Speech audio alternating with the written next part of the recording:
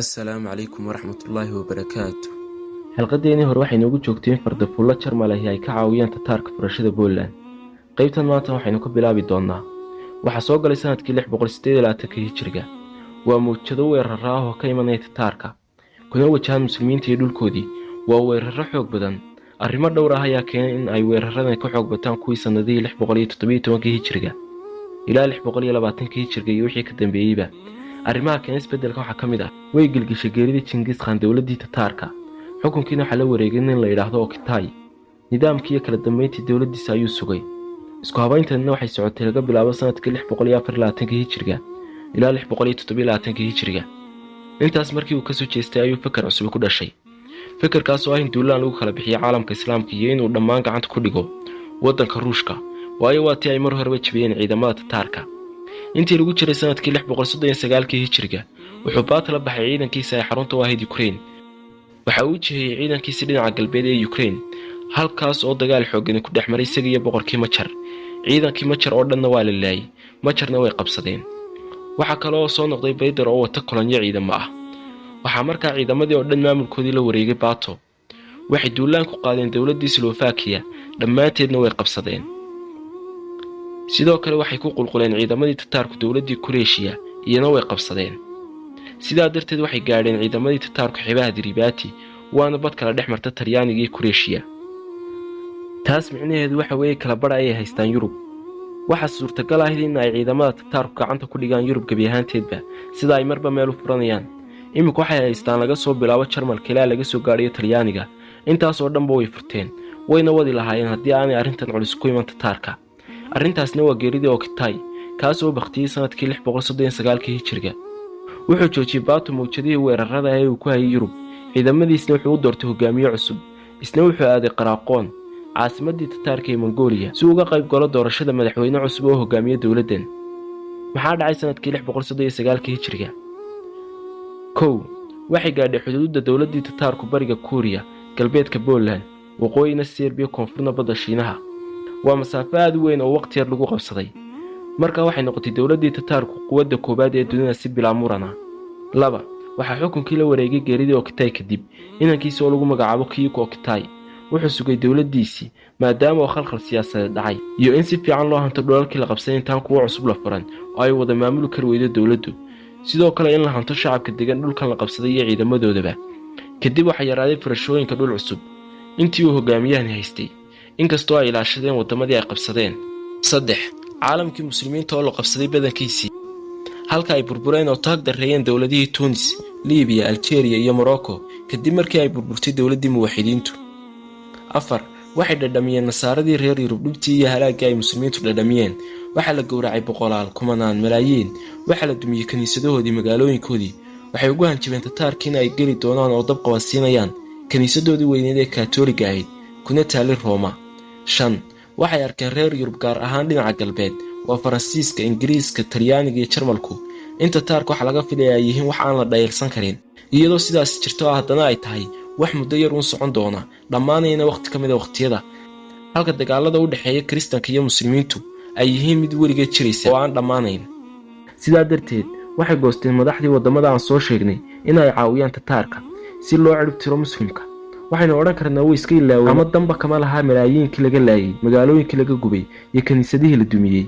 laakiin waxaasba waxa kala weyn muslimiinta oo la dabar jaro.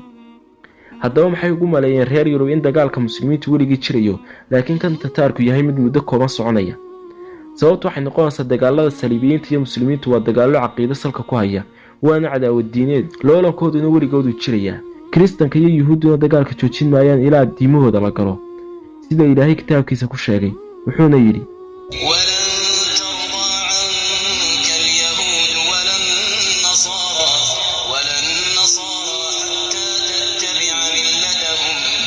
dagaalada Tataarka miyaa? iyagu ma aha dagaallo caqiido. caqiidada Tataarku waa mid jaaq wareersan. waxaa la isku keenay diimo badan oo kala duwan. hal hogaamiye Tataar ahi ma fidin caqiidadooda, hal dal oo ay qabsadeenna ma gaarsiin. waxa kaliya ay doonayeen waxay ahayd dhiigacabnimo, burburin iyo in dhulka la fasahaadiyo. markaa way iska caddayn aanay sii soconayn muddo dheer.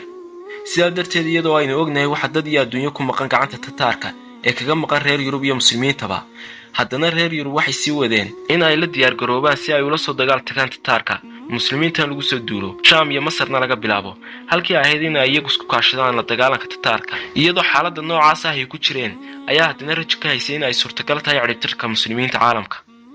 6 waxyaabaha kale ee hagaajiyay xiriirka tataarka iyo reer Yurub waa guurkii dhex maray madaxda tataarka iyo hablaha Kiristaanka ah.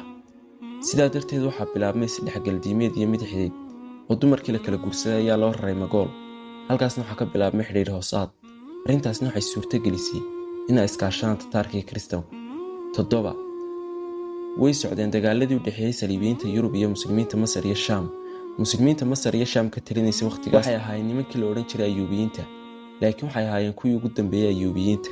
iyaga laftooda ayaa iskaran waa siyaasadeed ka dhex taagnaa, iyagoo awalba laba dab dhexdooda ku jiray, waa dabka tataarka iyo ka Saliibiyiinta. sidaas oo ay tahay haddana iyaga ayaa isqaynsanaa. 8 sanadkii 640 hijriga waxaa geeriyooday khaliifkii Muntasir Billaah ee Cabbaasiyiinta. waxaa xukunkii la wareegay inankiisa oo lagu magacaabo Al-Muctasim Billaah. wiilkaas oo da'diisu ahayd xilligaas 30 jir. waxaa lagu yaqaanay wiilkan inuu quraan akhris badan yahay, sidoo kale waxa uu yaqaanay tafsiirka quraanka iyo fiqiga. sidoo kale acmaasha kuwooda khayrka badanna waa lagu yaqaanay. isagoo intaas oo dhan leh haddana wax yar iyo wax badan toona kama fahansanayn siyaasadda. ma ahayn nin rag wax ka yaqaan, sidaa darteed meel uu ka bilaabo ayuu garan waayey. taasna waxay sii kordhisay in ay badato taagdarradii awalba khilaafada haysatay. waynu usoo noqon doonaa taariikhdiisa. waxa uu noqon doonaa khaliifkii ugu dambeeyay ee Cabbaasiyiinta, waana kan ay la dumi doonto Baqdaad. 9 ma jiro wax allaalay wax kala dhex taagan tataarka iyo khilaafada marka laga reebo teed yar oo galbeedka Faaris ah. aad baa u yaraaday waxa degan teedkan oo ku nool kooxda Ismaaciiliyada. waa koox Shiico ah, waana dagaalyahano aan la waabin. waxay leeyihiin dhufaysyo iyo qalcado aad u adag, waxaana u sii dheer dhulka buuraleyda ah. khilaaf ayaa muddo badan dhex yaallay iyaga iyo khilaafada Cabbaasiyiinta. waxay aad u necab yihiin madhabka sunniga ah ee saxda ah. waxay mar walba gacan siiyaan cadowga muslimiinta.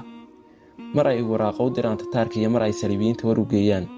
tataarkuna way ogaayeen in nimankani meesha ku nool yihiin, laakiin isku hadlayn may lahayn. tataarkuna marna uma ogolayn in wax awood sheeganaya ha yaraata ama ha weynaatee ay hadasho iyagoo jooga.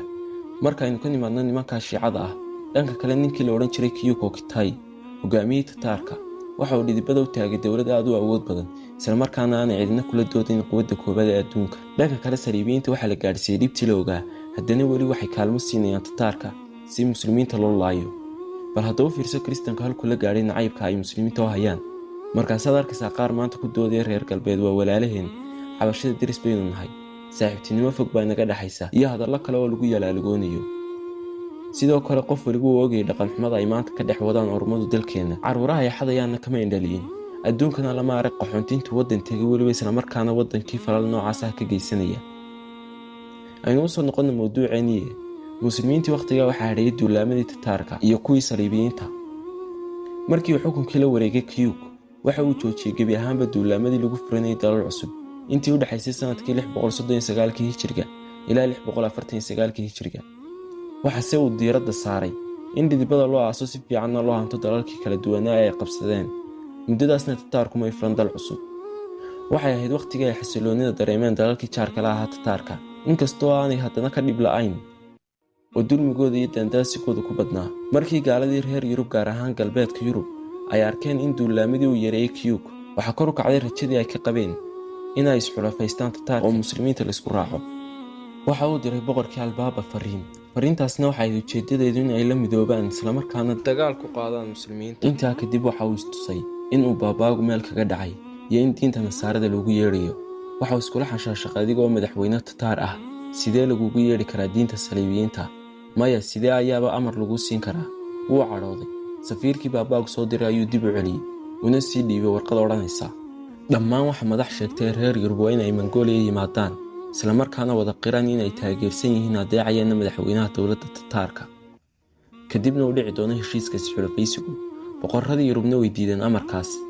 sidaa darteed Saliibiyiinta hadafkoodii wuu fashilmay. laakiin baabaagii kaatooliga ah muu quusan, wuxuuna diray ergo kale oo Saliibiyiin ah. laakiin markan waxa uu diray hogaamiye kale oo madax ka ahaa magaalada Tabriis ee muslimka laga qabsaday, kuna taallay Faaris oo ku dhegsan khilaafada Cabbaasiyiinta. magaciisana la odhan jiray Biijo. sanadkii 645 hijriga. waxa uu sheegay baabaagu sida uu jecel yahay in weerar lagu qaado muslimiinta. waxa kale uu sheegay in arrintan hadday iska kaashadaan inay gacanta ku dhigaan dhul ballaaran. waxay wafdigana kala kulmeen Biijo soo dhoweyn diiran, waxa uu saadaaliyey Bijo in ay weerarka ku qaadaan muslimiinta Masar iyo Shaam, weerarkaasna lagu mashquuliyo muslimiinta si aanay u difaacin khilaafada Ciraaq uguna mashquulaan dagaalka ay kaga jiraan Masar iyo Shaam. sidaa darteed waxaa fududaanaysa furashada Ciraaq, laakiin cidna kama qarsoona faa'iidooyinka Bijo ugu jira arrintaas in ay badan yihiin. haddana ma fududa go'aanka gaadhista in ay iskaashaan buuraystaan labadoodu, sababtoo ah arrintani waa arrin siyaasadeed oo halisteedu badan tahay. laakiin ninka la yidhaahdo Kuyuk isagu weli ra'yigiisii kama tegin in aan dhul cusub la furan wax gaashaan buuraysi ahna lala samayn saliibiyiinta. sidaa darteed mar labaad way ku fashilmeen hamigoodii saliibiyiintu.